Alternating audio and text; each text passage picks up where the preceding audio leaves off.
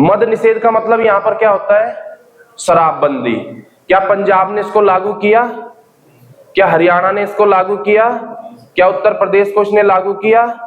इसका मतलब यहां पर यह है कि जो संविधान में राज्य के नीति निर्देशक तत्व लिखे हैं वो राज्य के अपने स्वविवेक के आधार पर लागू करे या ना करे। वो राज्यों को भारतीय संविधान ने कुछ कर्तव्य सौंपे कि अगर आप इनका पालन करोगे तो आप एक आदर्श राज्य कहलाए जाओगे। दूसरा मैंने जो लिखा है फंडामेंटल राइट्स, मौलिक अधिकार की हम बात करते हैं तो मौलिक अधिकार आपने पढ़े होंगे। आर्टिकल कहां से? आर्टिकल 12 से 35 तक। भाई आपने पढ़े होंगे या नहीं पढ़े हैं किसी ने? मौलिक अधिकार 6 प्रकार के हमारे मौलिक अधिकार हैं। पहले 7 थे, राइट टू प्रॉपर्टी हटा दिया गया था, संपत्ति का अधिकार। अब कितने रह गए? 6। तो प्रत्येक देश का, कहने का मतलब यह है कि हम जैसे राष्ट्रपति हो गया, संसद हो गया, उपराष्ट्रपति हो गया, मौलिक अधिकार हो गया, संवैधानिक ढांचा हो गया, या जितने भी भाग हो गए, प्रत्येक देश का जो भी संवैधानिक ढांचा है जब हम उसका अध्ययन करते हैं, जब हम उसका क्या करते हैं? अध्ययन करते हैं, तो इसको क्या कहा जाता है? राज व्यवस्था कहा जाता है। क्या कहा जाता है? राज व्यवस्था।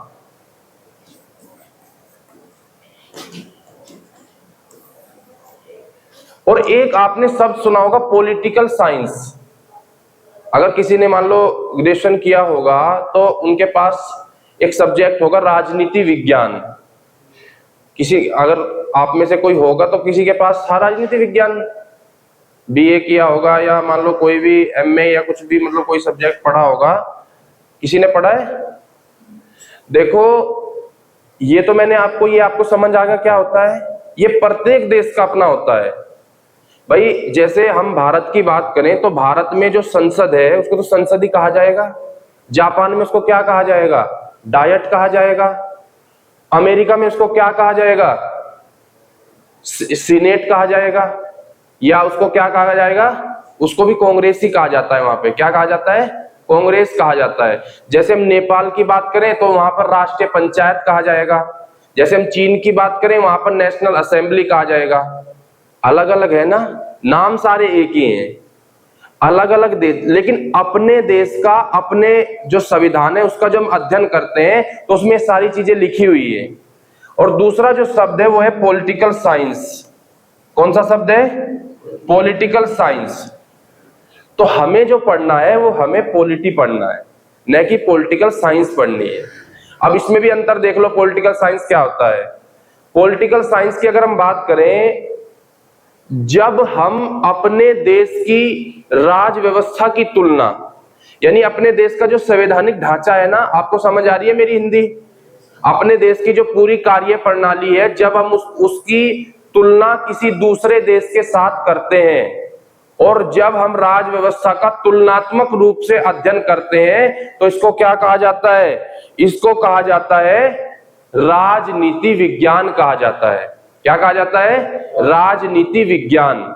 जैसे मान लो, आप सीधे शब्दों में देख लो, अगर हम इंडिया की बात करें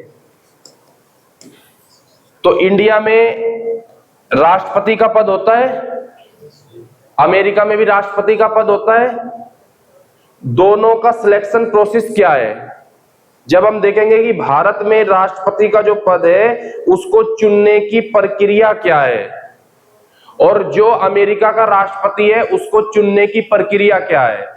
जैसे अगर हम भारत की बात करें तो भारत में राष्ट्रपति का जो कार्यकाल होता है कितने साल होता है? 5 साल। जबकि अमेरिका में कितना? 4 साल। कितने साल होता है? तो हम तुलना कर रहे हैं ना, अपने देश की तुलना हम किससे कर रहे हैं? दूसरे देशों से कर रहे हैं। जैसे अगर मैं बात करूं कि भारत में अगर कोई व्यक्ति राष्ट्रपति बन जाए तो वो कितने वर्षों तक राष्ट्रपति बना रह सकता है जी? 5 साल तो वो चुने ही जाएंगे 5 साल के लिए तो, लेकिन वो दोबारा जीत गए मान लो, फिर भी वो बन जाएंगे दोबारा इंडिया में। मान लो यहां पर कोई व्यक्ति राष्ट्रपति बन गए, ठीक है, अभी तो हम आपको राष्ट्रपति बताएंगे राष्ट्रपति के बारे में। और वो उन्होंने दोबारा इलेक्शन जीत लिया, ठीक है, तो क्या वो दोबारा भी बन जाएंगे? 3 बार बन जाएंगे? कोई बताएगा इसका उत्तर? भारत में कितनी भी बार बन जाएंगे? कहीं भी संविधान में नहीं लिखा है ये चीजें। भारत में अगर कोई व्यक्ति राष्ट्रपति का चुनाव जीत जाता है तो वो कितनी भी बार क्या कर सकता है? राष्ट्रपति बन सकता है। लेकिन अमेरिका में कितनी बार? केवल 2 बार। बराक ओबामा का नाम आपने सुना होगा, कितनी बार? 2 बार। तो हम अपने देश के जो संवैधानिक ढांचा है उसकी तुलना किससे कर रहे हैं? दूसरे देशों से कर रहे हैं, अमेरिका से नहीं, दूसरे देशों से कर रहे हैं। और जब हम अपने संवैधानिक ढांचे की तुलना दूसरे देशों से करते हैं, यानी उनका तुलनात्मक अध्ययन करते हैं, तो इसको क्या कहा जाता है? राजनीति विज्ञान कहा जाता है। तो अगर आप इसको पढ़ोगे तो बहुत ज्यादा सिलेबस हो जाएगा। हमें क्या पढ़ना है? हमें पढ़ना है केवल बेसिक अपना जो संविधान है उसका जो फीचर्स है, जो मतलब उसकी विशेषताएं हैं, अपने देश के बारे में जो संविधान में लिखा है, केवल हमको वो देखना है। तो आज हम अपना संविधान स्टार्ट करते हैं और 10 से 15 क्लास में आपका जो पूरा संविधान है वो कंप्लीट हो जाएगा। तो करें स्टार्ट। हमारे जो संविधान है उसमें कितने मतलब आर्टिकल है, कोई बता पाएगा? मतलब अनुच्छेद जिसको हम बोलते हैं।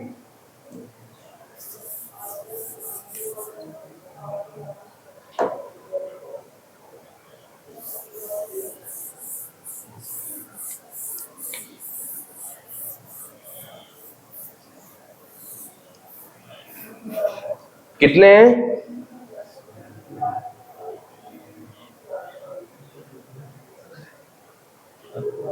कितने अनुच्छेद है, आर्टिकल?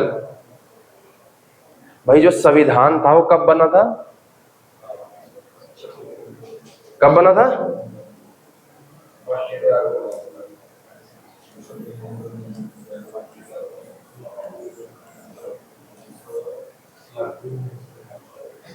कब बना था? इसी दिन हम क्या मनाते हैं? कॉन्स्टिट्यूशन डे मनाते हैं ना इसी दिन। संविधान दिवस कब मनाया जाता है? 26 नवंबर को, क्योंकि 26 नवंबर 1949 को क्या बना था? संविधान बना था। और लागू कब हुआ था? 26 जनवरी 1950 को। जब संविधान बना था तब कितने आर्टिकल थे और वर्तमान में कितने आर्टिकल हैं, कितनी अनुसूचियां हैं? 12 है। 12 है ना? पहले 8 थी, हाँ बिल्कुल, वेरी गुड। अब कितनी है? 12 है।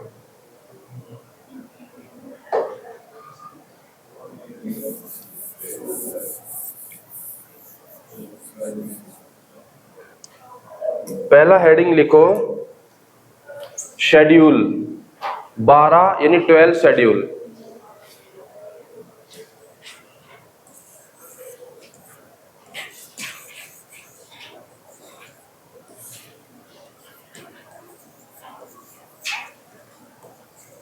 जब आपकी बेसिक इंफॉर्मेशन सही होगी तभी हम कॉन्स्टिट्यूशन आगे पढ़ पाएंगे।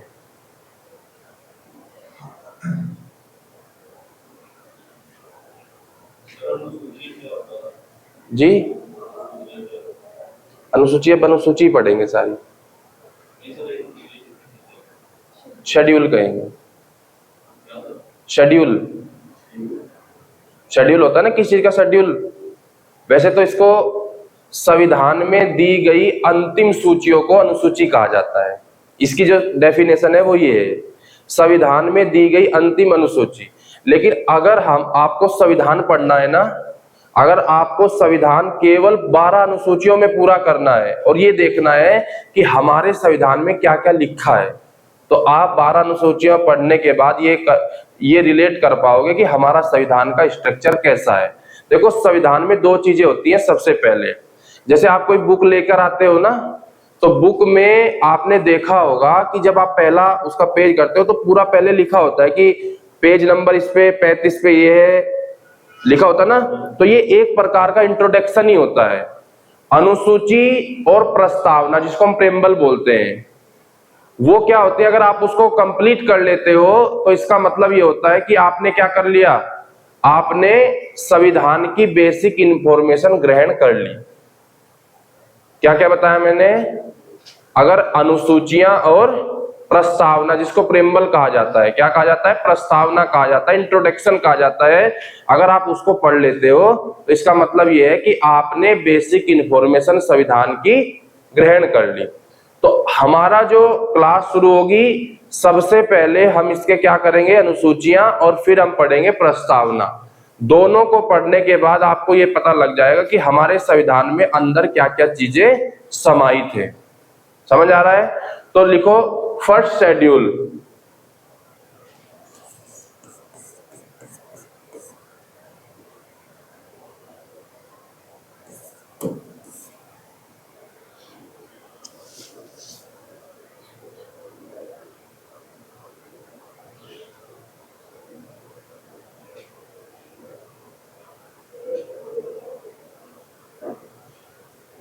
लिख लिया?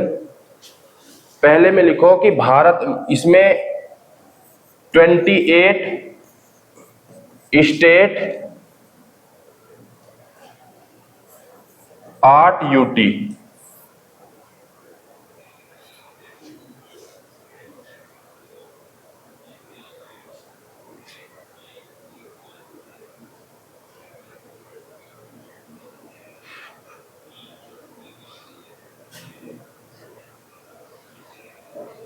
क्या दिया गया है पहले इसमें? हाँ, और भारत को जो कहा गया है वो कहा गया है union of state, union of state.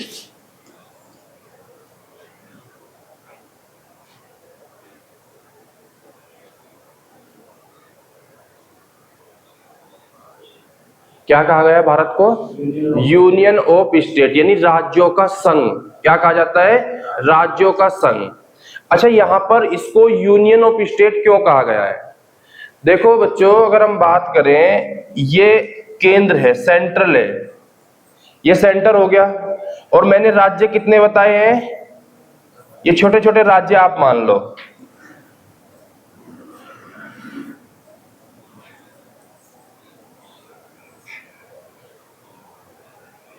ये सारे जो राज्य हैं वो किसके अधीन है? अगर कोई राज्य इनसे अलग होने की कोशिश करेगा, मान लो कोई राज्य केंद्र से अलग होने की कोशिश करेगा, तो केंद्र उसका क्या कर देगा? संविधान में तो साफ लिखा है, विनाश कर देगा। संविधान अगर आप पढ़ोगे तो उसमें यही सब लिखा है कि उसका विनाश कर देगा। कौन? केंद्र कर देगा, यानी अविनाशी राज्यों का विनाशी लिखा है। अब इसका मतलब क्या है? जैसे अगर आप देखो ध्यान से, कुछ चीजें समझने की होती हैं। पंजाब जो है, पंजाब से हिमाचल अलग हुआ। पंजाब से हिमाचल अलग हुआ, कब हुआ था? 1971 में हुआ था। पंजाब से हरियाणा अलग हुआ, 1966 में हुआ था। अगर मान लो कोई राज्य है, दो राज्यों को एक मिला दिया, दो राज्यों को क्या कर दिया जाता है? मिलाकर एक कर दिया जाता है। अगर कोई राज्य छोटा है तो किसी और राज्य में उसको सौंप दिया जाता है। अगर कहीं पर, मैं आपको कह रहा हूं, अगर कोई राज्य लगातार किसकी मांग करता है? लगातार अलग होने की मांग करता है, तो केंद्र सरकार क्या कर देती है? उसके विभाजन कर देती है। भारत में आपने लगातार देखा होगा कि विभाजन की मांग लगातार क्या हो रही है? उठ रही है। चाहे त्रिपुरा में देख लो, चाहे पंजाब में देख लो। त्रिपुरा के लोग किसकी मांग कर रहे हैं? टिपरा लैंड की मांग कर रहे हैं। पंजाब के लोग अपने अलग देश की मांग कर रहे हैं। केंद्र सरकार चाहे तो क्या कर सकती है? ये हमारे संविधान में लिखा है। जब आप आर्टिकल 2 और 3 पढ़ोगे ना, तो उसमें साफ तौर पर ये लिखी चीजें हैं। कोई भी राज्य भारत से अलग होने की कोशिश नहीं कर सकता। इसीलिए भारत को क्या कहा जाता है? यूनियन ऑफ स्टेट कहा जाता है। क्या कहा जाता है? यूनियन ऑफ स्टेट, यानी राज्यों का संघ कहा जाता है। पहली जो अनुसूची है इसमें कितने स्टेट हैं? 28 और 8 क्या है? अब लिखो second.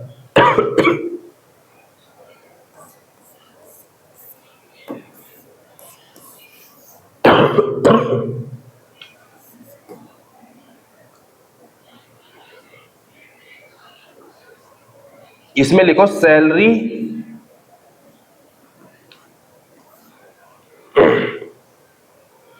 Salary and allowance. Salary and allowance, bracket में लिखो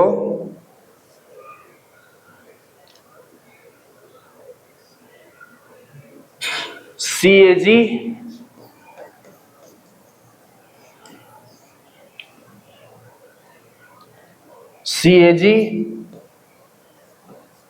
हाई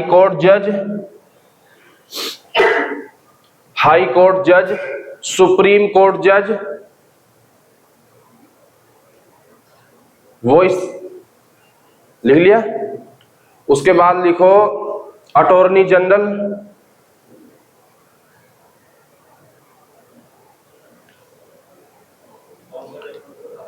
अटॉर्नी। उसके बाद लिखो president,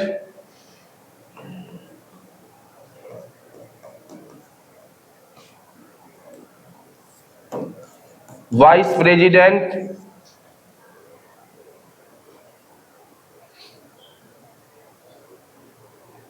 and many constitutional member, and many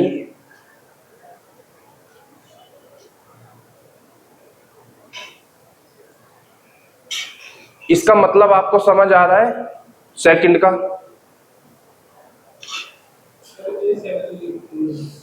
वेतन और भत्ते क्या कहा जाता है? वेतन और भत्ते। राष्ट्रपति का वेतन कितना होगा, उपराष्ट्रपति का वेतन कितना होगा, राज्यसभा के मेंबर का वेतन कितना होगा, हाई कोर्ट के जज का वेतन कितना होगा, सुप्रीम कोर्ट के जज का वेतन कितना होगा। कैग होता है, इसको बोलते हैं भारत का नियंत्रक एवं महालेखा परीक्षक कहा जाता है। इसको क्या कहा जाता है? जो खाते होते हैं ना सरकार के, 3 प्रकार के खाते होते हैं। एक होता है संचित निधि, एक होता है राज्य लोक लेखा निधि, और एक होता है आकस्मिक निधि। 3 प्रकार के खाते होते हैं, उनकी जो जांच करता है उसके लिए कौन होता है? कैग होता है। अटॉर्नी जनरल क्या होता है? भारत का महान्यायवादी। क्या होता है? महान्यायवादी इसको कहा जाता है। ये होता है लीगल जो ऑफिसर होता है, विधि अधिकारी इसको कहा जाता है। क्या कहा जाता है? विधि अधिकारी। उनके वेतन और जो भत्ते हैं वो कौन सी अनुसूची में है? सेकंड अनुसूची में। कौन सी में? सेकंड में। अब लिखो थर्ड।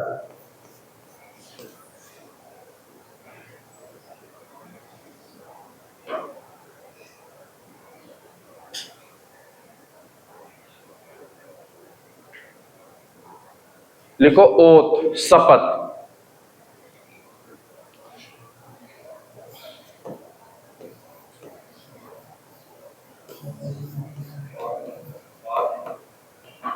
शपथ। आपने देखा होगा जब भी कोई संवैधानिक पदाधिकारी यानी जो कॉन्स्टिट्यूशनल जो मेंबर्स होते हैं, जब वो चुने जाते हैं, सिलेक्ट होते हैं, तो उनका शपथ प्रोग्राम होता है। आपने देखा होगा ना ऐसे कि शपथ होती है उनकी कि मैं अमुक व्यक्ति संविधान की प्रतिज्ञा लेता हूं कि मैं भविष्य में ये काम करूंगा, भ्रष्टाचार नहीं करूंगा। तो बाद में सभी करते हैं, ठीक है। पुलिस में भी कसम परेड होती है भाई, पुलिस की ट्रेनिंग करने वाली कसम परेड होती है ना कि मैं जो भी मेरा नाम है मैं इतना ईमानदार रहूंगा, ठीक है। वो सब लेते हैं उस टाइम, बाद का तो पता नहीं कि क्या करते हैं, लेकिन उस समय सभी करते हैं कि मैं ऐसा काम करूंगा, संविधान में जो बातें लिखी है उनका पालन करूंगा, कर्तव्यों का निर्वहन करूंगा, भविष्य में कोई ऐसा काम नहीं करूंगा जिससे मेरी गरिमा पर आंच आए। लेकिन बाद में तो सब आपने देखा होगा कि फिर जेल की हवा खाते हैं, सीधे कहां पर चले जाते हैं? हवालात में चले जाते हैं। वहां उनको हवा भी मिलती है और लात भी मिलती है दोनों टाइम। तो ये कहने का मतलब मेरा ये है कि जो शपथ होती है, अच्छा क्या आप जब हम थर्ड शेड्यूल पढ़ रहे हैं, क्या राष्ट्रपति की शपथ इसमें है? क्या उपराष्ट्रपति की शपथ इसमें है? क्या राज्यपाल की शपथ इसमें है? लेकिन अगर आपसे एग्जाम में पूछ ले कि राष्ट्रपति, उपराष्ट्रपति और राज्यपाल की शपथ का प्रावधान कहां पर दिया गया है, तो इसके लिए आप यहीं पर लिख लो आर्टिकल 60। ये किसकी बात करती है? राष्ट्रपति के शपथ की बात करती है। किसकी बात करती है? राष्ट्रपति की शपथ। आर्टिकल 69 उपराष्ट्रपति, वाइस प्रेसिडेंट की शपथ की बात करती है। और आर्टिकल 159 ये गवर्नर की शपथ की बात करती है। किसकी बात करती है?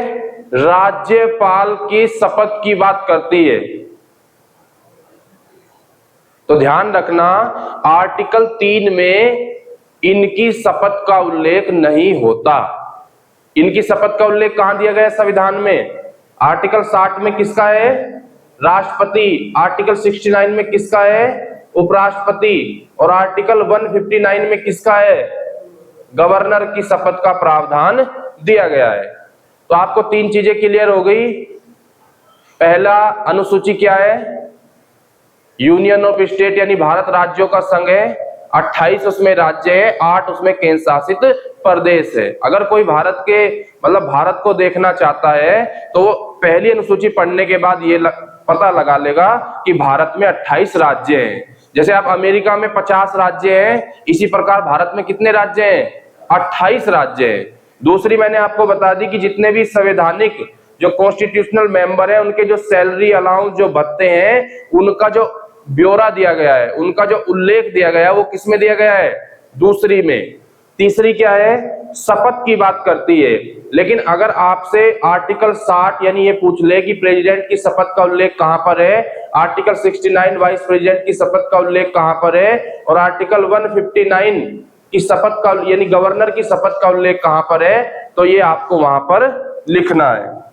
आगे हम बात करते हैं, ये आगे कहां से होता है इसमें? अच्छा अच्छा अच्छा, क्योंकि अलग अलग बोर्ड का अलग अलग सिस्टम होता है, कुछ का अलग होता है। अब लिखो 4 शेड्यूल।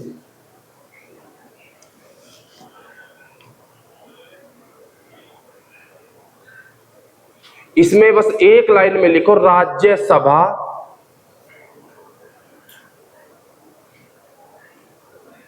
सीट। राज्यसभा सीट। अच्छा ये क्या होता है? देखो, अगर हम भारतीय संविधान की बात करें तो भारतीय संविधान में जो हमारा पार्लियामेंट है यानी संसद जो होती है, उसके कितने सदन होते हैं? कितने सदन होते हैं?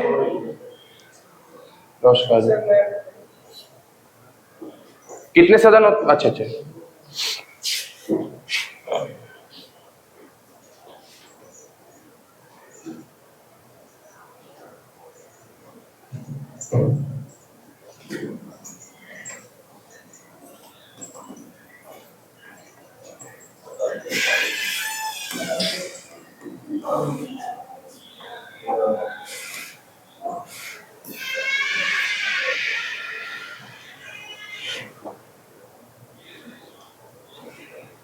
कितने सदन होते हैं? 2। इसको कहा जाता है अपर हाउस। क्या कहा जाता है? और इसको क्या कहा जाता है? लो हाउस।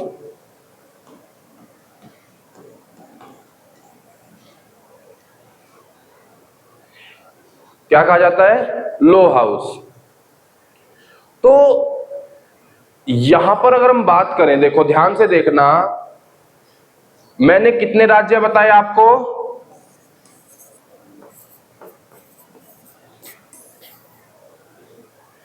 क्या प्रत्येक राज्य में राज्यसभा सीट है? भाई जैसे सबसे ज्यादा जो राज्यसभा सीट है वो कहां पर है? यूपी में। कितनी सीट है?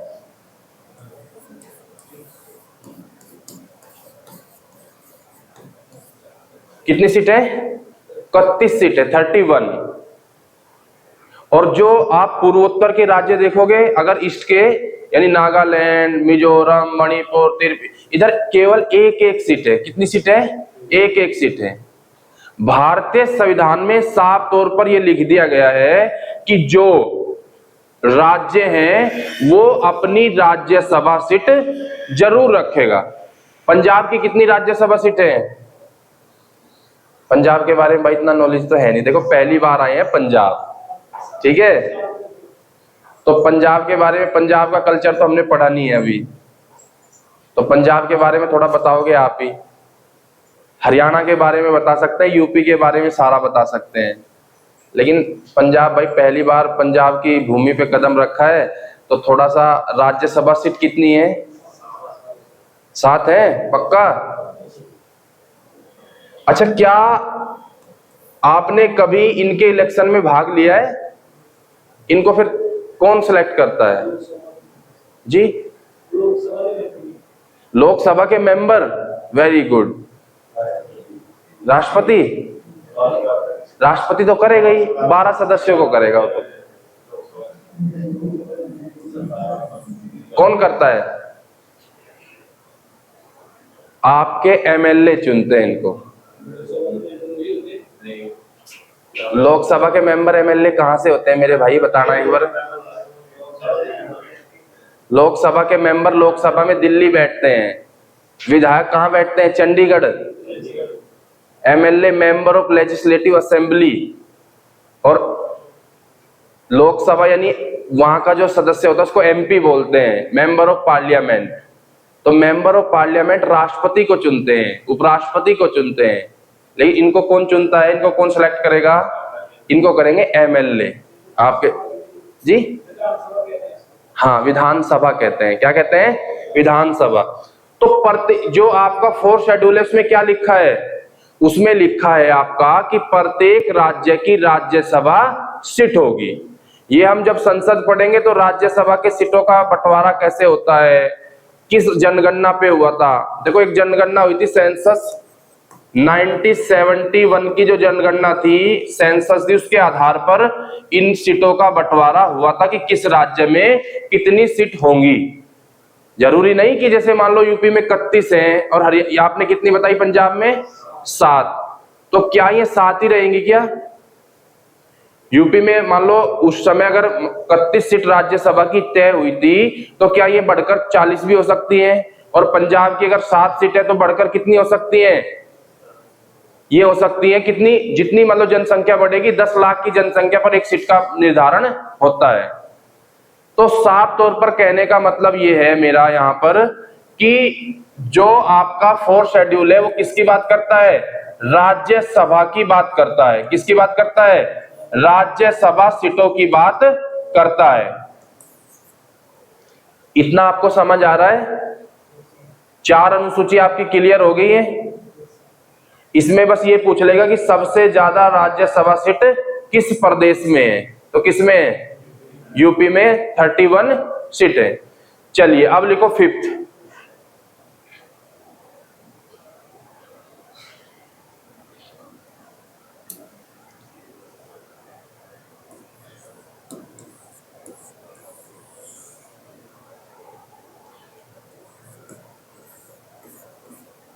SC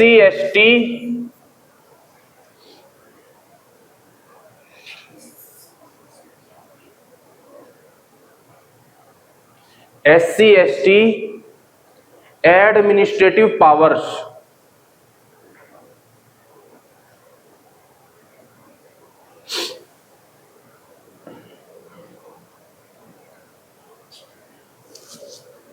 क्या होता है ये SC ST? भाई जब आप कास्ट सिस्टम देखते हो ना, तो सबसे ऊपर क्या आएगा? जनरल, फिर ओबीसी, फिर SC, फिर ST, और फिर अदर आ जाएंगे जितने भी हैं। जनरल सामान्य वर्ग जिसको कहा जाता है, ओबीसी अदर बैकवर्ड कास्ट अन्य पिछड़ा वर्ग कहा जाता है, एससी शेड्यूल कास्ट अनुसूचित जाति, क्या कहा जाता है, अनुसूचित जाति, और फिर है एसटी शेड्यूल ट्राइब्स अनुसूचित जनजातियां कहा जाता है, क्या कहा जाता है इनको, अनुसूचित जनजातियां।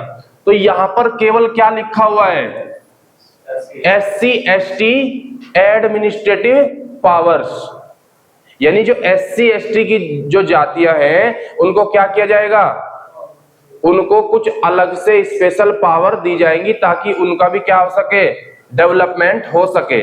यानी जब आप पढ़ोगे आर्टिकल, इसमें लिख लो 338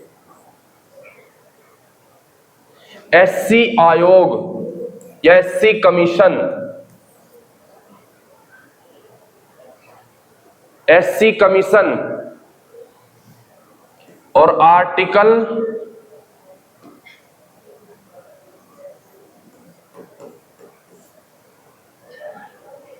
338 का क्लोज ए, क्लोज ए हिंदी में इसका विचित्र नाम है प्रंतुक कहा जाता है। इसको क्या कहा जाता है, प्रंतुक, यानी क्लोज का मतलब हिंदी में प्रंतुक होता है, सब क्लोज का मतलब उपप्रंतुक होता है। लेकिन अगर मैं हिंदी के इतने गहन अगर शब्दों का प्रयोग करूंगा तो शायद आपको यहां से जाएगी सीधे, यहां से नहीं, इसे छत से भी ऊपर को जाएगी, ठीक है। तो इसलिए ध्यान रखना, इसको क्लोज कहा जाता है। और इसमें किसकी बात करता है, एसटी कमीशन की बात करता है। किसकी बात करता है, एसटी कमीशन की बात करता है। तो क्या एससी एसटी को स्पेशल पावर दी गई है भारतीय संविधान में? भाई आपकी मेरिट अलग लगेगी, मान लो एससी की मेरिट अलग लगेगी, ओबीसी की अलग लगेगी, जनरल की अलग लगेगी, एसटी की अलग लगेगी। आरक्षण है ना आर्टिकल 16, किसमें है ये, आर्टिकल 16 में सब चीजों का उल्लेख दिया गया है। तो ये आपको केवल यहाँ पे ये याद रखना है कि जो 5th शेड्यूल है वो एससी एसटी के जो एडमिनिस्ट्रेटिव पावर्स हैं, यानी जो कमीशन है वो एससी एसटी के लिए स्पेशल क्या प्रावधान करेगा, क्या प्रोविजन करेगा, उसकी बात करता है। यहाँ पर आपको इतना चीजें क्लियर हुई। जैसे अगर मैं बात करूं इसके जो आर्टिकल मैंने आपको ये बताया एससी आयोग, इसके जो प्रेसिडेंट है वर्तमान में कौन है, इनका नाम है विजय सांपला। ये भी कई बार क्वेश्चन पूछा जाता है, क्या नाम है, विजय सांपला। और जो एसटी आयोग है इनके अध्यक्ष कौन है, हर्ष चौहान। और ये कोई बना बनाया आयोग नहीं है, इसको भारतीय संविधान ने बनाया है। किसने बनाया है, इंडियन कॉन्स्टिट्यूशन ने इसको बनाया। और इसका जो उल्लेख दिया गया है वो कहां पर दिया गया है, संविधान में आर्टिकल 338 में दिया गया है। कहां पर दिया गया है, आर्टिकल 338, और आर्टिकल 338 का क्लोज ए में इन दोनों का विस्तृत वर्णन दिया गया है। इतनी चीजें आपको क्लियर हुई। आज हम 12 की 12 अनुसूचियां पूरी करेंगे, ध्यान रखना। और 12 की 12 अनुसूचियां पूरी करने के बाद आपको संविधान की बेसिक समझ आ जाएगी कि हमारे संविधान में क्या क्या चीजें हैं। जैसे आपको ये तो पता लगे कि शपथ भी होती है, भत्ते भी मिलते हैं, उसके बाद आपको राज्य भी पता लग गई, फिर राज्यसभा सीट भी पता लग गई। जब आप पूरा 12 की 12 अनुसूचियां पढ़ लोगे तो एक बेसिक इंफॉर्मेशन आपके दिमाग में आ जाएगी कि हमारे संविधान का जो बेसिक स्ट्रक्चर है वो कैसा है। इतनी चीजें आपको क्लियर हुई। आगे बढ़े, अब लिखो 6 शेड्यूल।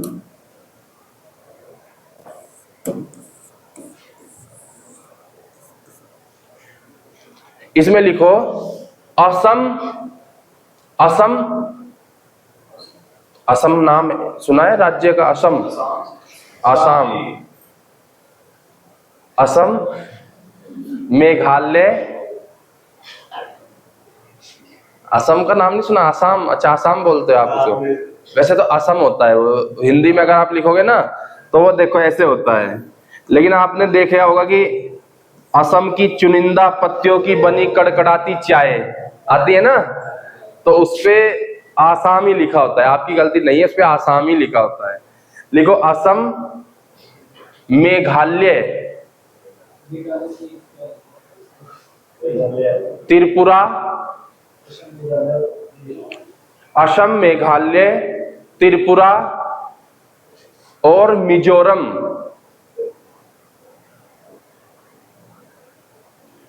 मिजोरम और ब्रैकेट में लिख दो एसटी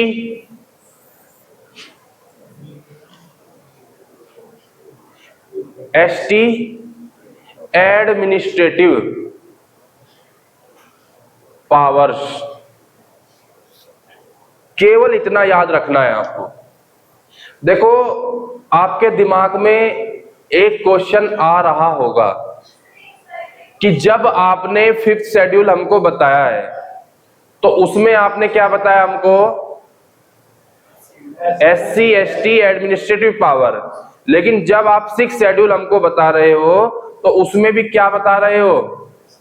एसटी एडमिनिस्ट्रेटिव पावर।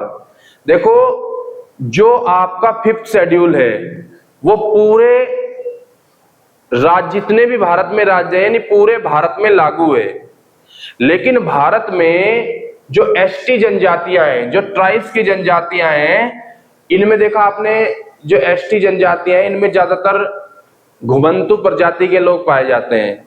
भाई, जो जिनका कोई ठौर ठिकाना नहीं होता ना, एक यहां से यहां फिर वहां से कहीं और, घुमंतु प्रजाति की नहीं होते, ठीक है? कुछ तो वैसे होते हैं, वो कुछ तो पढ़ लेते हैं कि एक शायरी लिखी है कि सैर कर दुनिया की जिंदगानी फिर कहां, और जिंदगानी गर रही तो नौजवानी फिर कहां, ठीक है?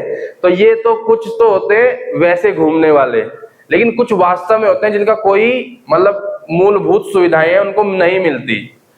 तो भारत में केवल 4 राज्यों में, ध्यान रखना कौन कौन से? असम, मेघालय, त्रिपुरा और मिजोरम का जो एसटी जो जनजाति है उनको गरीबों में भी गरीब माना गया है। क्या माना गया है? गरीबों में भी गरीब। जैसे आप बीपीएल एक कार्ड होता है भाई, कार्ड होता है बीपीएल, बिलो पॉवर्टी लाइन जिसको हम बोलते हैं, एक उससे भी नीचे होता है। एक तो पीला कार्ड होता है एपीएल, अबव पॉवर्टी लाइन, गरीबी रेखा, और एक बीपीएल होता है, और एक होता है उसके नीचे जिसको बोला जाता है अंत्योदय कार्ड। कौन सा card? Antyodaya card. Antyodaya card में राशन ज्यादा मिलता है, सुविधाएं ज्यादा मिलती हैं। भाई, उनको अगर चीनी मिलेगी तो उनको नहीं मिलेगी, उनको अगर तेल मिलेगा तो उनको नहीं मिलेगा। अंत्योदय को ज्यादा सरकार ध्यान में रखती है क्योंकि उनको क्या माना जाता है? गरीबों में भी गरीब माना जाता है। इसी प्रकार फिफ्थ जो शेड्यूल है, किसकी बात कर रहे हैं हम? फिफ्थ शेड्यूल की। फिफ्थ शेड्यूल में जो भी प्लान होगा, जो भी विकास की योजनाएं आएंगी, वो एससी एसटी के लिए समान होंगी। लेकिन जो सिक्स शेड्यूल है उसमें साफ तौर पर यह लिखा है कि आपका जो असम, मेघालय, त्रिपुरा और मिजोरम की जो एसटी जनजातियां हैं, इनका डेवलपमेंट ज्यादा और किया जाएगा। समझ रहे हो ध्यान से? भाई, आपके यहां अगर हम पंजाब की बात करें तो पंजाब में क्या है? खेती होती है बढ़िया, लेकिन यहां तो खेती भी नहीं होती इतनी। यहां तो झूम कृषि होती है। कौन सी? झूम कृषि, जिसको हम झूम एग्रीकल्चर बोलते हैं। जैसे उबड़ खाबड़ जमीन होती है, उनको साफ किया, साफ करने के बाद थोड़ा सा उगाया, उसके बाद उस भूमि को फिर कहीं और साफ किया, फिर उगाया, फिर छोड़ दिया, ऐसे उसको झूम एग्रीकल्चर बोलते हैं। तो इसी से इनका जीवन यापन होता है। लेकिन पंजाब तो भाई कृषि के मामले में फर्स्ट नंबर पर है। जब 1966 में ग्रीन रिवॉल्यूशन आया था, हरित क्रांति आई थी, तो पंजाब ने टॉप किया था। भाई, पंजाब में अगर कोई भी एग्रीकल्चर, यहाँ पर कोई भी एग्रीकल्चर यंत्र बनते हैं, वो दूसरे नंबर पर जाते हैं हरियाणा में, सबसे पहले यहीं पर आते हैं वो, और दूसरे नंबर पर कहां जाएंगे? हरियाणा में। और जब हरियाणा से फिर तीसरे नंबर पर कहां जाएंगे? यूपी जाएंगे। तो कृषि के मामले में तो कौन है? पंजाब सबसे ऊपर है। लेकिन यहां पर तो खेती भी नहीं होती, एसटी जातियां ज्यादा हैं, गुजारा भी नहीं होता, सरकार सुविधाएं देती है, तो सरकार इनको रेस में आगे खड़ा करती है। जैसे मान लो 400 मीटर की कोई रेस है, तो जनरल कास्ट को, ओबीसी को पीछे करेगी कि तुम्हें पूरा दौड़ना पड़ेगा। लेकिन एससी जो एसटी जनजातियां हैं, जिनका कभी डेवलपमेंट ही नहीं हुआ, उनको 200 मीटर पर खड़ा करेंगी कि तुम 200 मीटर दौड़ो, तुम्हारी रेस 400 मीटर ही मानी जाएगी। यानी तुम्हारा हम डेवलपमेंट करेंगे, तुम्हें हम सुविधाएं देंगे। और ये सरकार ने क्या किया है, कुछ जातियों को चिन्हित किया है, सिलेक्ट किए हैं कुछ जातियां। मेरी बातें क्लियर हो रही हैं? क्लियर हो रही है कि क्लियर ही हो रही है ऊपर से? समझ आ रहा है? ठीक है, अब लिखो 7 शेड्यूल।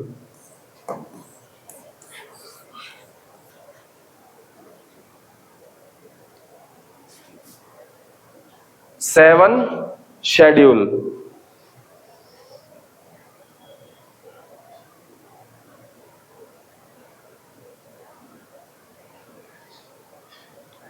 इसमें एक लाइन में लिखो लिस्ट सिस्टम। लिस्ट सिस्टम, और इसको हिंदी में कहा जाता है सूचियां। क्या कहा जाता है? सूचियां। और इसमें 3 प्रकार की सूचियां होती हैं, ध्यान से लिख लो। पहली होती है यूनियन लिस्ट। कौन सी लिस्ट? Union list. दूसरी होती है स्टेट लिस्ट, और तीसरी को कहा जाता है करंट लिस्ट। हिंदी में इनके नाम बताऊं कि समझ जाओगे? यूनियन लिस्ट को कहा जाता है संघ सूची। क्या कहा जाता है? संघ सूची। स्टेट लिस्ट को क्या कहा जाता है? राज्य सूची। और जो आपका कंकरेंट लिस्ट होती है, इसको कहा जाता है समवर्ती सूची। क्या कहा जाता है? समवर्ती। यूनियन लिस्ट में लिखो 100 सब्जेक्ट, 100 सब्जेक्ट। आगे इसके ब्रैकेट में लिखो 100 सब्जेक्ट, यानी 100 विषय। स्टेट लिस्ट में लिखो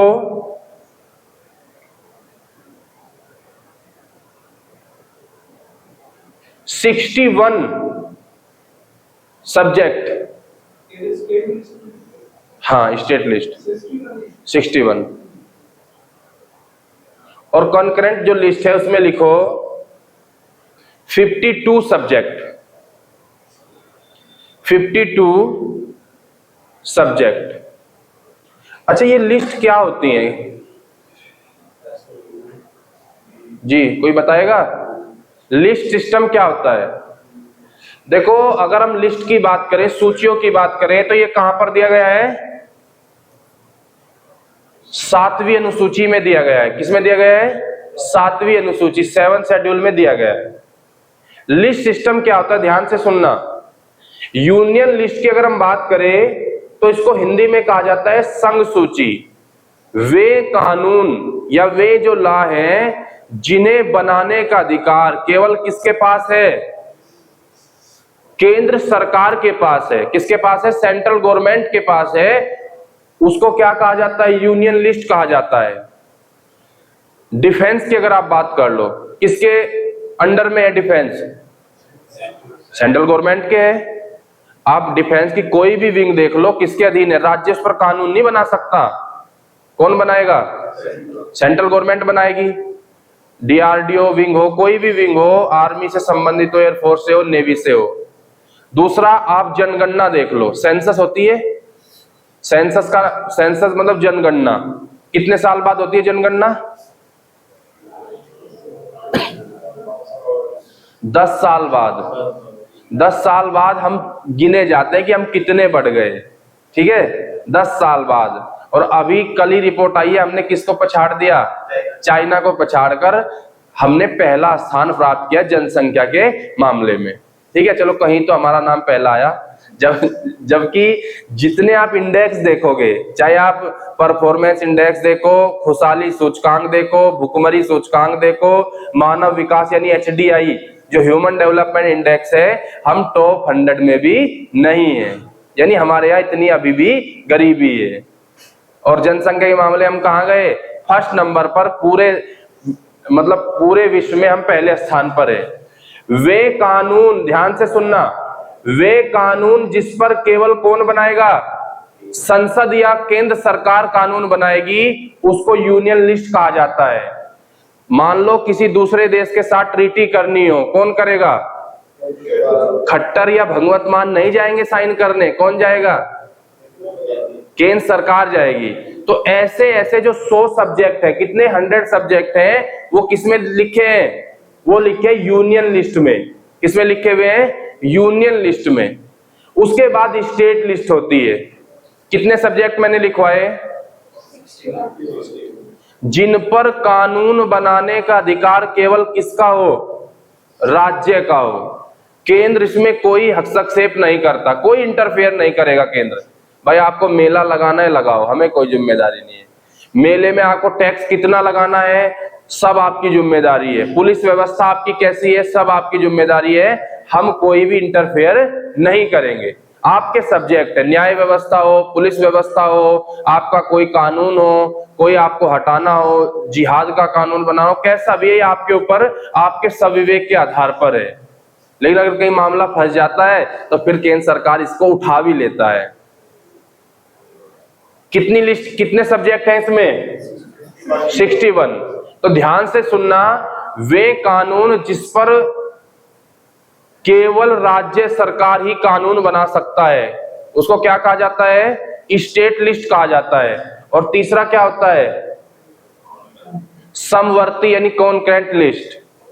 वे कानून जो केंद्र और राज्य दोनों मिलकर बनाते हैं। लिख लो आगे, स्टेट और सेंटर।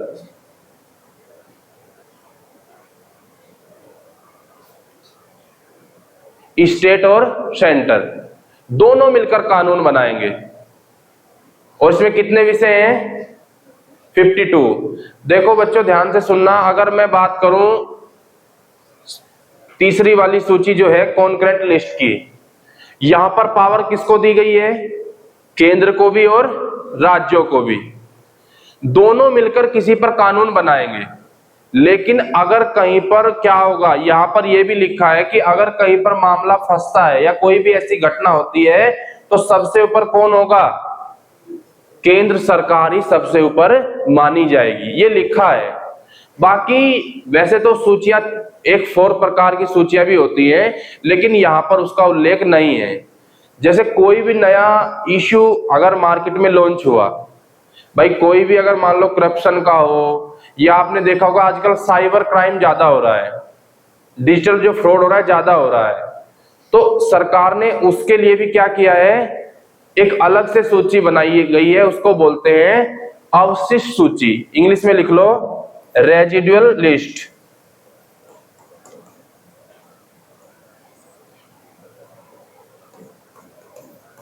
पता लगा आप आराम से सो रहे हो और आराम से गाने सुन के रात को सोए और आपके अकाउंट में पैसे हैं, ठीक है, और सुबह आपने देखा कि पूरा अकाउंट साफ, ठीक है, तो आपके साथ क्या हो गया, डिजिटल फ्रॉड हो गया, साइबर। आप कहां जाओगे, सीधा साइबर क्राइम, भाई साइबर रिपोर्ट दर्ज करोगे अपने। तो जो आपका सब्जेक्ट अलग हो गया, सब्जेक्ट का मतलब यहां पर विषय से है।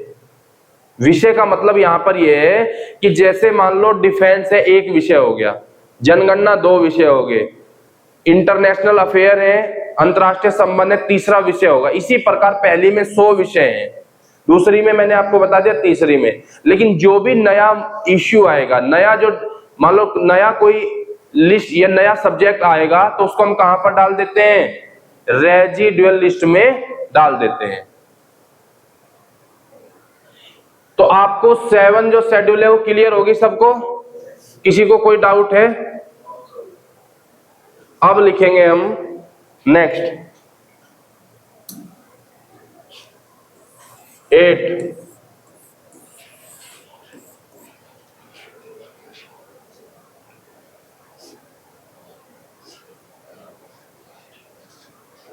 कोई बताएगा ये क्या, किसमें क्या है?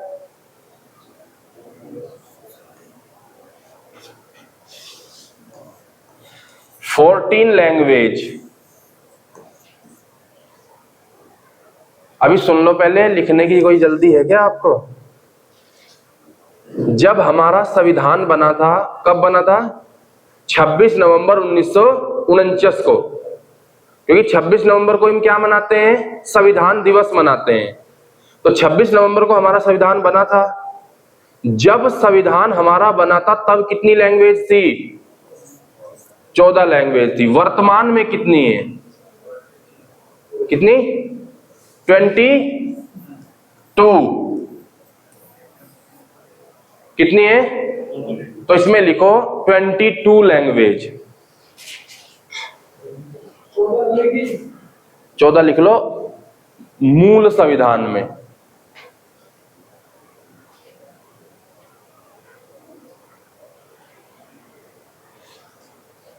अब आप कहोगे सर ये कौन कौन सी बढ़ गई इसमें? थोड़ा आइडिया ये भी तो होना चाहिए भाई। कितनी थी? 14 थी, और कितनी रह गई? कितनी बढ़ गई? 8 बढ़ गई। कितनी? 8 में कौन कौन सी बढ़ी? पहली लिखो पहले। हाँ देखो, इसमें आप संविधान संशोधन साथ साथ लिख लो। 21वां संविधान 21 कॉन्स्टिट्यूशन अमेंडमेंट हुआ 1961 में। कब हुआ? 1961 में हुआ था जी। हाँ तो 1967 ही तो है। नहीं 1967, मैं थोड़ा वो बोल गया। तो हमने जोड़ी सिंधी। कौन सी भाषा जोड़ी? सिंधी। भाषाएं कितनी हो गई? 14 थी, एक जोड़ दी 15 हो गई। कितनी हो गई? 15 हो गई। अब लिखो 70 कॉन्स्टिट्यूशन। ये तो आप समझते होंगे, संविधान संशोधन कहा जाता है इसको। क्या कहा जाता है? संविधान संशोधन। फिर हमने क्या किया? 71 कॉन्स्टिट्यूशन अमेंडमेंट किया, और ये हमने किया 1992 में। कब किया था? 1992 में। कौन कौन सी जोड़ दी? कोंकणी, कोंकणी, मणिपुरी और नेपाली।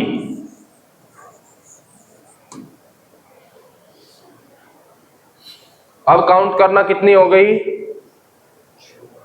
15, 16, 17, 18।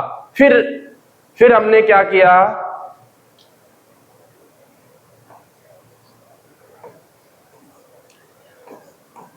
92 में फिर किया,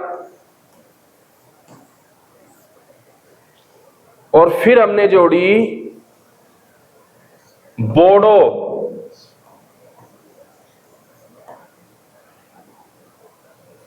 डोगरी। ये लैंग्वेज के नाम है, ध्यान से देख लेना। कौन कौन सी जोड़ी? 92 कॉन्स्टिट्यूशन अमेंडमेंट किया 2003 में। कौन कौन सी जोड़ी? बोडो, डोगरी, फिर मैथिली। लिखो आगे, मैथिली।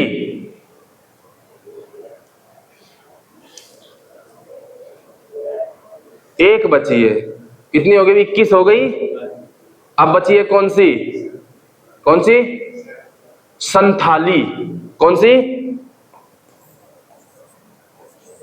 SANTHALI। कौन सी? संथाली। तो टोटल कितनी हो गई? 22। तो प्रेजेंट टाइम में कितनी भाषाएं हैं भारतीय संविधान में? 22। इतनी चीजें आपको क्लियर हुई? सारी लैंग्वेज का जो जिक्र है वो कौन से शेड्यूल में है? 8 शेड्यूल में। आपको 8 शेड्यूल क्लियर हो गए? 8 तक क्लियर है? 1 से लेकर 8 तक। अब लिखो 9।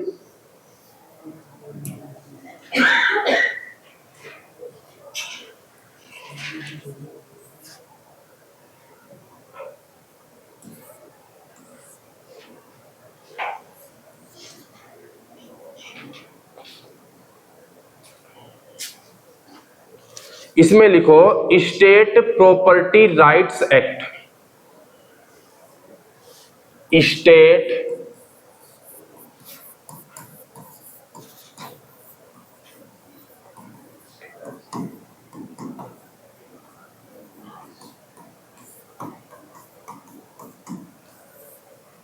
और इसको हिंदी में कहा जाता है, वैसे तो आप हिंदी समझते नहीं होंगे, कोई समझता है?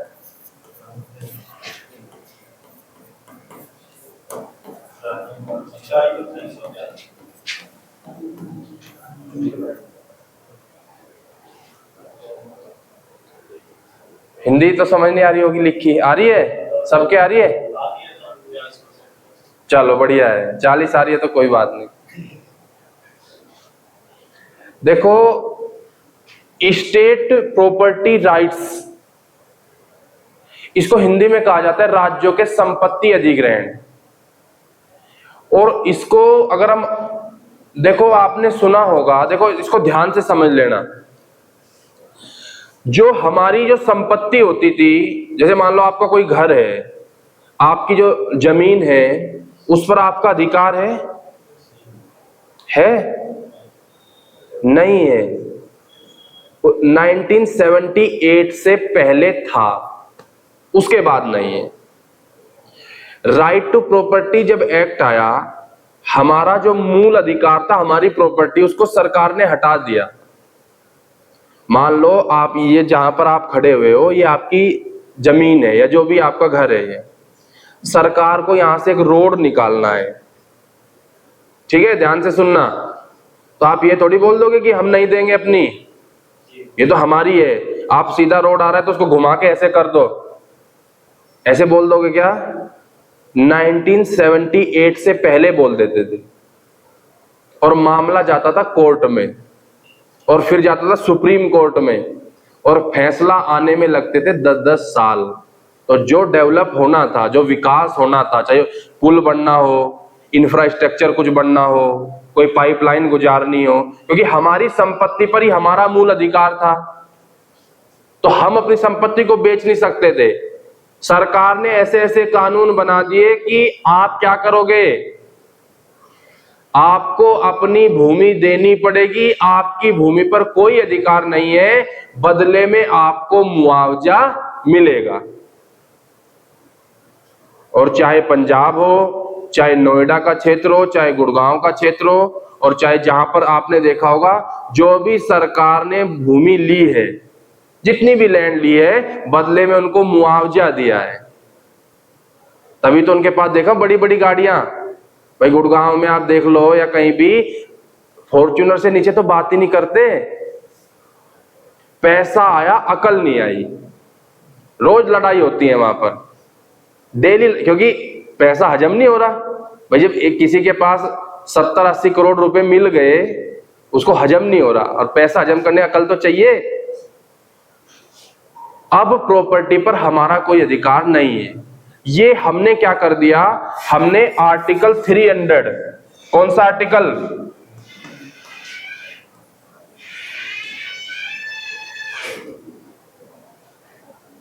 आर्टिकल 300 का जो क्लोज ए है, आर्टिकल देखो, आर्टिकल को अनुच्छेद बोलते हैं। क्या बोलते हैं? अनुच्छेद। आर्टिकल 300 के ए में हमने इसको केवल कानूनी अधिकार बना दिया। कौन सा अधिकार? Legal rights. कौन सा? Legal rights.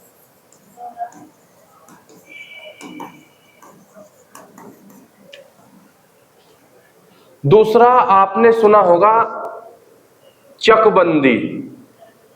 वैसे तो इसको कंसल्टेशन कहा जाता है इंग्लिश में। क्या कहा जाता है? कंसल्टेशन। मैं आपको बता देता हूं, फिर आपको समझ आ जाएगा। आपका कोई खेत है और सरकार क्या करती है, कभी 10 या 20 साल में चकबंदी करती है। चकबंदी को हिंदी में कहा जाता है, इसका मतलब ये होता है कि आपकी जो भूमि है, एक भूमि आपकी यहां पर है, एक भूमि आपकी दूसरे पास से, एक आपकी कहीं और है। सरकार क्या करेगी कि आपकी तीनों जो लैंड है उनको एक जगह दे देगी। ये कानून है। उसको बोलते हैं कि हिंदी में कहा जाता है कि भूमि के जो छोटे छोटे टुकड़े हैं उसको एक जगह मिला देना। यानी जो विखंडित टुकड़े हैं उनको एक जगह मिलाकर जब आपको दे दिया जाता है तो उसको क्या कहा जाता है? चकबंदी कहा जाता है। तो जितने भी लैंड रिफॉर्म, ध्यान से सुन लेना, जितने भी लैंड रिफॉर्म्स, हिंदी में कहा जाता है इसको भूमि सुधार, जितने भी भूमि सुधार के काम है, यानी जितने भी भूमि सुधार के एक्ट हैं वो कौन से शेड्यूल में? 9 शेड्यूल में। भाई बदले में आपको मुआवजा मिल रहा है, राज्यों को संपत्ति अधिग्रहण करने का अधिकार दे दिया गया। क्या दे दिया गया?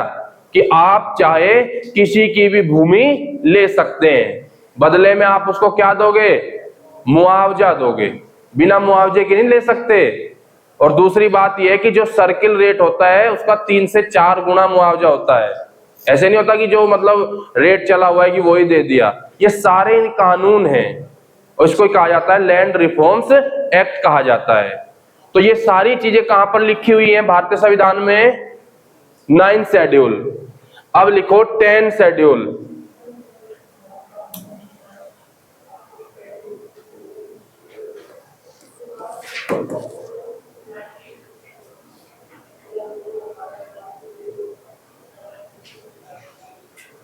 लिखो 10 शेड्यूल। इसमें लिखो anti defection law, anti defection law, और हिंदी में कहा जाता है दल बदल कानून।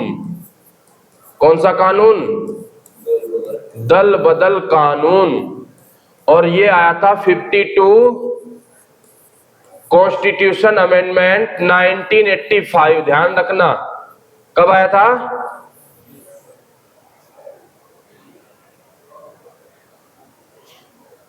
अब ये होता क्या है, कोई एक विधायक है, दूसरे ने फोन कर दिया कि आपको 2 करोड़ रुपए और एक चमचमाती फॉर्च्यूनर में भेज रहा हूं, कृपया मेरी पार्टी में आ जाएं।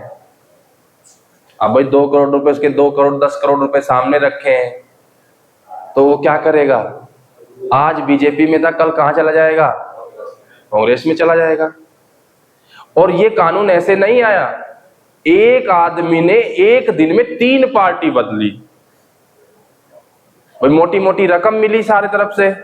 तो इसको इतिहास में या संविधान में कहा जाता है आया राम गया राम का फॉर्मूला। क्या कहा जाता है?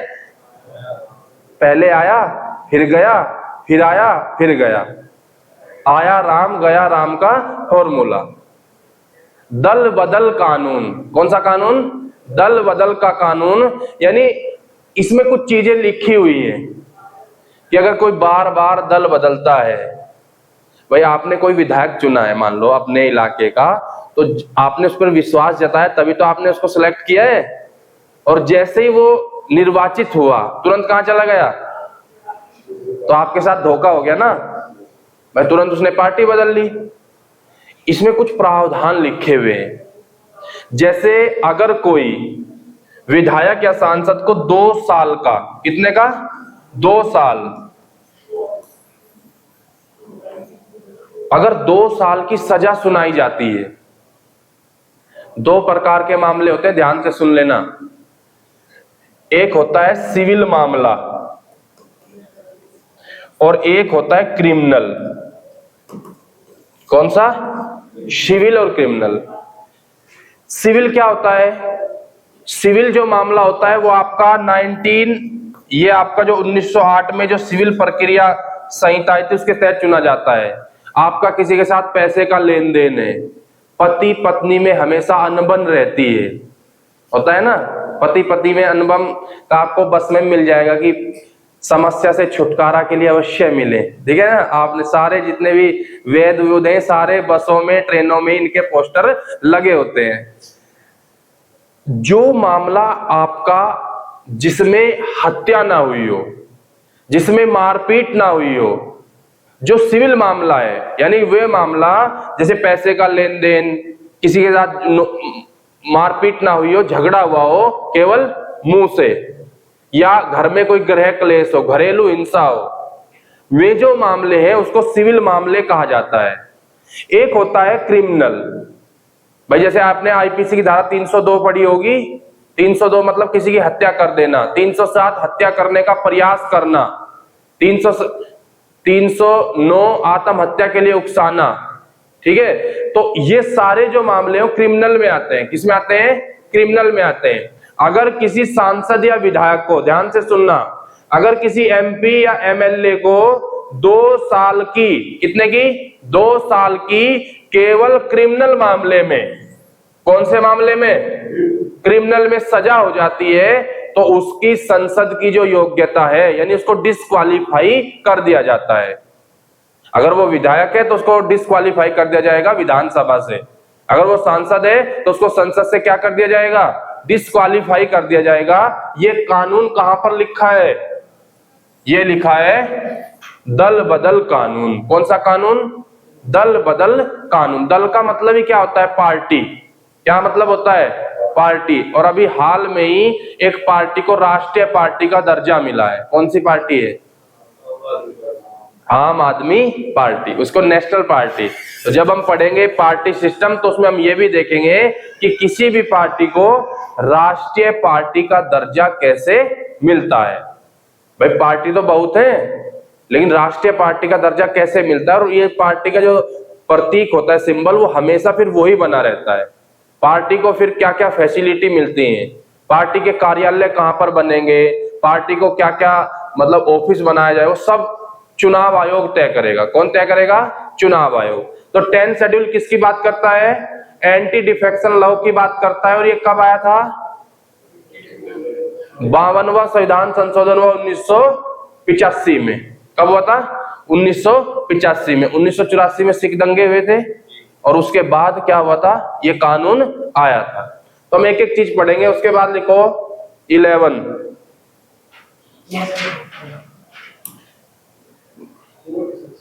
है, वो नहीं, 11 और 12 दो बची हैं।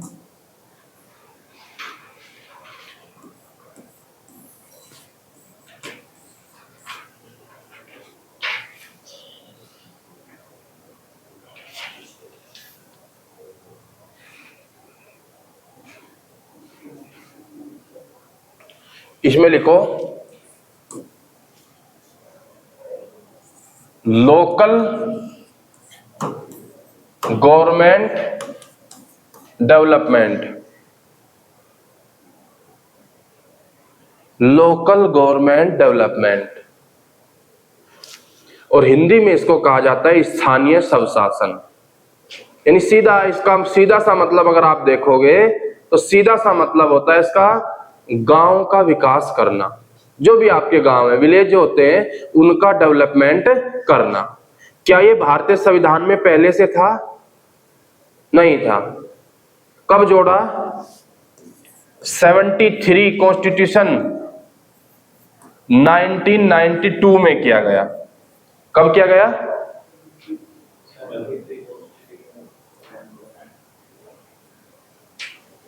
1992।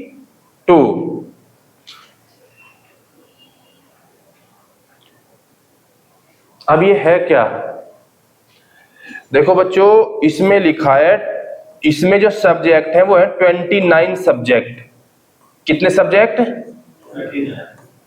29 सब्जेक्ट।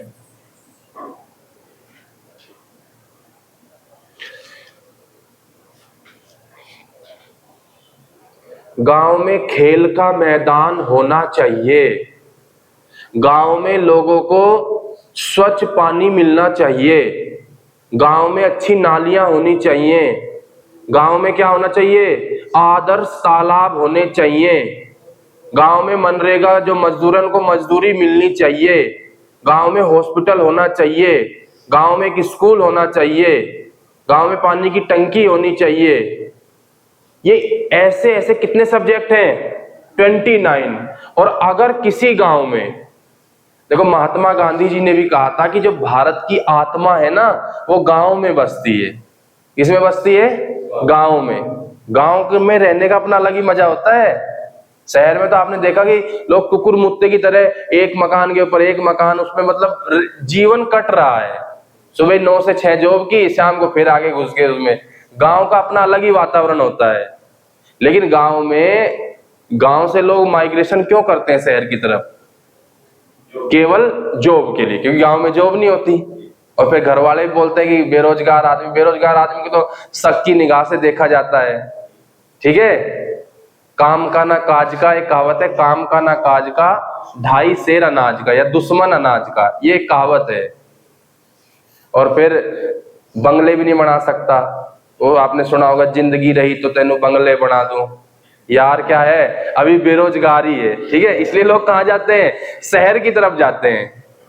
तो भाई बंगले अगर बनाने हैं तो आपको कहाँ जाना पड़ेगा? जॉब तो करनी पड़ेगी, चाहे प्राइवेट कर लो चाहे सरकारी कर लो। ये 29 जो सब्जेक्ट हैं, 29 जो विषय दिए गए हैं, वो किस में दिए गए हैं? 11 शेड्यूल में दिए गए हैं। कि अगर एक गांव में 29 सब्जेक्ट का पालन होता है, एक गांव में अगर ये 29 सब्जेक्ट पूर्ण रूप से इंप्लीमेंट किए जाते हैं, तो गांव कैसा होगा? वो आदर्श गांव होगा। कैसा गांव होगा? आदर्श गांव। जैसे एक योजना आई थी, सांसद आदर्श ग्राम योजना। इसका मतलब ये होता है कि जो भी सांसद होगा वो एक गांव गोद लेगा। मोदी जी ने भी एक गांव गोद लिया था, वाराणसी का, जयापुर। सचिन तेंदुलकर भी उस समय एमपी थे, सांसद थे, तो उन्होंने भी एक गांव गोद लिया था। यानी जितने भी सांसद है सब एक एक गांव गोद लेंगे। और गांव गोद लेने के बाद क्या करेंगे? उसमें इन 29 सब्जेक्ट का क्या करेंगे? पालन करवाएंगे। और जो भी पूर्ण रूप से पालन करवा देगा, जो भी पूर्ण रूप से बजट जारी कर देगा, वही गांव क्या कहलाएगा? आदर्श गांव कहलाएगा। तो सीधा सा मतलब होता है कि ग्राम पंचायतों का जो विकास है, गांव का जो विकास है, वो किसमें दिया गया है? 11 शेड्यूल में दिया गया। और लास्ट आपकी शेड्यूल कौन सी है? 12। लिख लो इसको।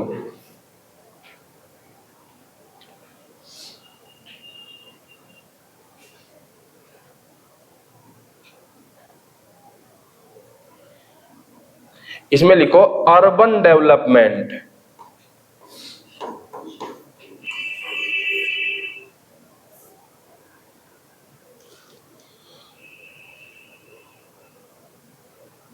अर्बन डेवलपमेंट, और ब्रैकेट में लिखो 18 सब्जेक्ट।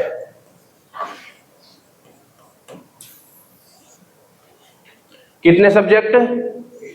18 सब्जेक्ट। अब ये सीधा सा इसका मतलब क्या होता है? नगरों का विकास। किसका? भाई गांव का तो हमने 11 में कर ही लिया। अब गांव के लोग माइग्रेशन करके कहां चले गए? शहर में।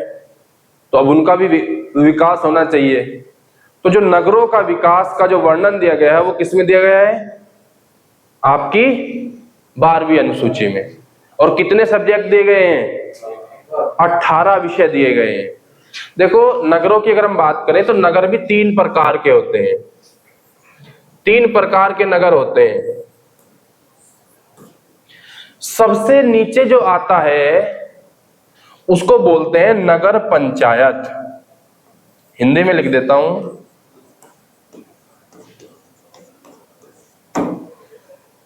नगर पंचायत। आप इंग्लिश में भी लिख सकते हो। नगर पंचायत को नगर पंचायत ही इंग्लिश में कहा जाता है, और हिंदी में भी नगर पंचायत कहा जाता है। ये सबसे लो लेवल का होता है। जो छोटे छोटे कस्बे होते हैं ना, उसमें नगर पंचायत होती है। क्या होती है? नगर पंचायत। अब नगर पंचायत का काम क्या होता है? सुबह सुबह आपने देखा हो गाड़ियां आती हैं कूड़ा उठाने, साफ सफाई, पानी समय पे मिल रहा है, टीका लग रहा है, बच्चे सही हैं, मतलब सारे काम ये जो 18 सब्जेक्ट हैं वो 12 शेड्यूल में दिए गए। फिर इसके जो ऊपर होता है वो होता है नगर पालिका। क्या होता है? नगर पालिका। और सुना होगा आपने पार्षद, सुना है पार्षद का चुनाव होता है। और पार्षद, फिर कई पार्षद मिलकर किसको चुन लेते हैं? अध्यक्ष को चुन लेते हैं, सभापति को चुन लेते हैं। किसको? सभापति को। जो नगर पंचायत जिनमें होता है, जो बहुत छोटे कस्बे होते हैं, जो डेवलपमेंट जिनका हो जाता है, यानी जिनकी जनसंख्या 2 लाख तक हो जाती है, फिर उसमें नगर पालिका आ जाती है। क्या आ जाती है? म्युनिसिपल कॉर्पोरेशन इसको कहा जाता है। क्या होता है? नगर पालिका। हाँ, लेकिन अगर किसी शहर की जनसंख्या 10 लाख से भी ज्यादा है तो फिर उसमें क्या आ जाता है?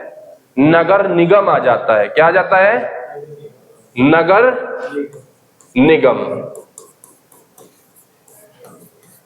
तो आपके यहां पर क्या है? नगर पालिका होगी ना आपके यहां पे तो है? हाँ, मेयर तो नहीं बनता होगा ना यहाँ पे। 10 लाख से ऊपर की जो जनसंख्या होती है वहां पर होता है मेयर।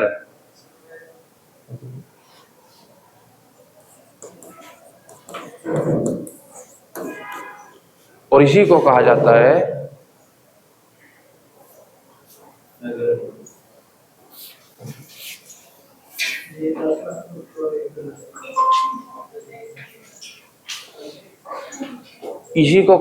है मेयर का चुनाव होता है। किसका? मेयर या महापौर कहा जाता है। क्या कहा जाता है बच्चों? महापौर। तो आज हमने क्या क्या पढ़ा, ध्यान से सुनना। हमने 12 अनुसूचियां पढ़ी हैं आज। तो 12 अनुसूचियां पढ़ने के बाद आपके दिमाग में एक बेसिक इंफॉर्मेशन ये आ गई होगी कि हमारे संविधान में क्या क्या लिखा है। पहली आपको पता लग गई, 28 राज्य 8 यूटी। दूसरी, वेतन और भत्ते। तीसरी, शपथ। चौथी, राज्यों की राज्यसभा सीट। पांचवी, SC ST प्रशासन और नियंत्रण। छठी, ST। सातवीं, 3 पार्ट सातवीं के कौन कौन से? लिस्ट सिस्टम, यूनियन, स्टेट और कंकरेंट लिस्ट। फिर 8वीं, 22 language, 22 language. 9th, property act, राज्यों के संपत्ति ग्रहण। 10वीं, एंटी डिफेक्शन लॉ। 11वीं, लोकल गवर्नमेंट। और 12वीं, अर्बन गवर्नमेंट का सब्जेक्ट। इसके अंदर मैंने आपको जो जो संविधान संशोधन लिखवाए हैं, देखो एक, हाँ इसका ये भी लिख लो आप, 74 में हुआ था ये। 74 1992 में ही हुआ था ये भी। 73 70 जो 4 है वो एक ही साल में हुए थे, 74 और 73। तो इसके अंदर जो जो संविधान संशोधन हैं आपको सारे याद रखने हैं और जो जो बेसिक इंफॉर्मेशन है वो आपको याद करनी है। तो आज हम इतना ही पढ़ेंगे।